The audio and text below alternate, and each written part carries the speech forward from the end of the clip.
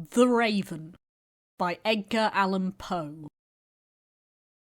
Once, upon a midnight dreary, while I pondered, weak and weary, over many a quaint and curious volume of forgotten lore, while I nodded, nearly napping, suddenly there came a tapping, as of someone gently rapping at my chamber door. "'Tis some visitor," I muttered, tapping at my chamber door. "Only this, and nothing more."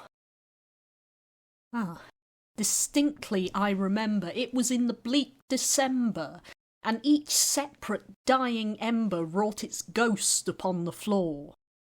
Eagerly I wished the morrow. Vainly I had sought to borrow from my books surcease of sorrow. Sorrow for the lost Lenore, for the rare and radiant maiden whom the angels name Lenore, nameless here forevermore. And the silken, sad, uncertain rustling of each purple curtain filled me with fantastic terrors never felt before, so that now, to still the beating of my heart, I stood repeating, "'Tis some visitor entreating entrance at my chamber door, some late visitor entreating entrance at my chamber door. This it is, and nothing more." Presently my soul grew stronger, hesitating then no longer. "Sir," said I, "or madam, truly your forgiveness I implore. But the fact is I was napping, and so gently you came rapping, and so faintly you came tapping at my chamber door, that I scarce was sure I heard you." Here I opened wide the door. Darkness there, and nothing more. Deep into that darkness peering, long I stood there, wondering, fearing, doubting, dreaming dreams no mortal ever dared to dream before. But the silence was unbroken, and the stillness gave no token, and the only word there spoken was the whispered word, "Lenore?"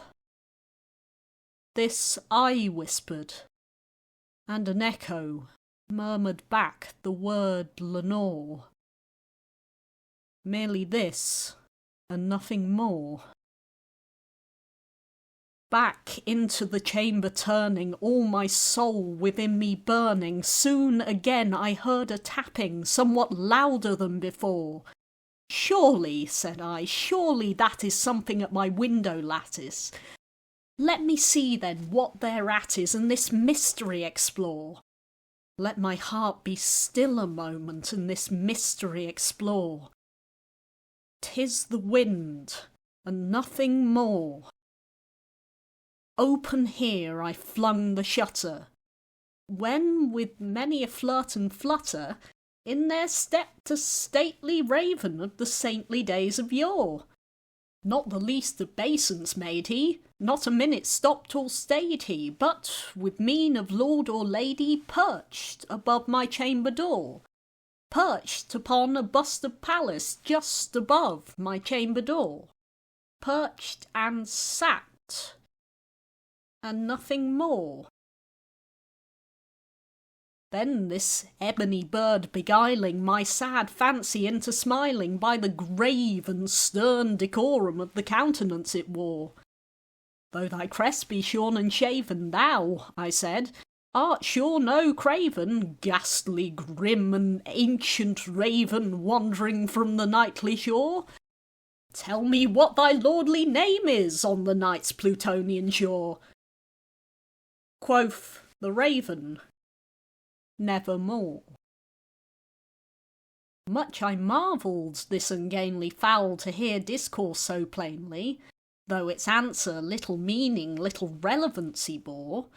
For we cannot help agreeing that no living human being ever yet was blessed with seeing bird above his chamber door, bird or beast, upon the sculpted bust above his chamber door, with such a name as Nevermore. But the raven, sitting lonely on the placid bust, spoke only that one word, as if his soul in that one word he did outpour. Nothing farther than he uttered, not a feather than he fluttered, till I scarcely more than muttered, "Other friends have flown before. On the morrow he will leave me, as my hopes have flown before." Then the bird said, "Nevermore." Startled at the stillness broken by reply so aptly spoken, "Doubtless," said I, "what it utters is its only stock and store, caught from some unhappy master whom a merciful disaster followed fast and followed faster, till his songs one burden bore, till the dirges of his hope that melancholy burden bore of never, nevermore." But the raven still beguiling all my fancy into smiling, straight I wheeled a cushioned seat in front of bird and bust and door. Then upon the velvet sinking, I betook myself to linking fancy unto fancy, thinking what this ominous bird of yore, what this grim, ungainly, ghastly, gaunt and ominous bird of yore, meant in croaking nevermore. This I sat, engaged in guessing, but no syllable expressing, to the fowl whose fiery eyes now burned into my bosom's core. This and more I sat divining, with my head at ease reclining, on the cushion's velvet lining that the lamplight gloated o'er, but whose velvet violet lining, with the lamplight gloating o'er, she shall press, nevermore. Then, methought, the air grew denser, perfumed from an unseen censer, swung by seraphim whose footfalls tinkled on the tufted floor. "Wretch," I cried, "thy God hath lent thee, by these angels he hath sent thee, respite and nepenthe from thy memories of Lenore. Quaff, oh quaff this kind nepenthe, and forget this lost Lenore." Quoth the raven, "Nevermore."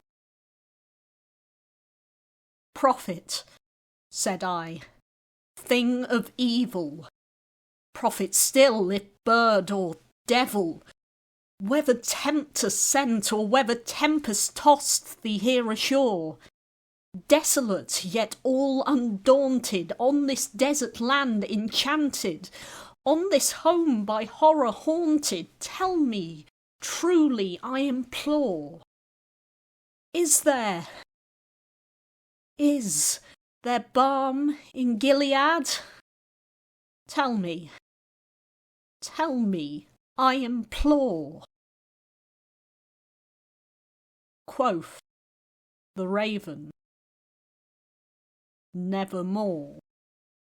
"Prophet," said I, "thing of evil, prophet still if bird or devil, by that heaven that bends above us, by the God we both adore, tell this soul with sorrow laden if within the distant Aidenn it shall clasp a sainted maiden whom the angels name Lenore, clasp a rare and radiant maiden whom the angels name Lenore." Quoth the raven, "Nevermore." "Be that word our sign of parting, bird or fiend," I shrieked upstarting. "Get thee back into the tempest and the night's Plutonian shore. Leave no black plume as a token of that lie thy soul hath spoken. Leave my loneliness unbroken, quit the bust above my door. Take thy beak from out my heart, and take thy form from off my door. Quoth the raven, nevermore.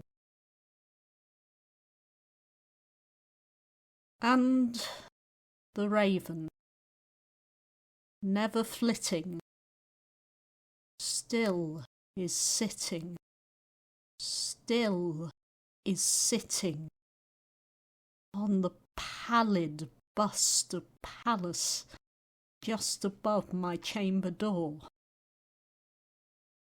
And his eyes have all the seeming of a demon's that is dreaming,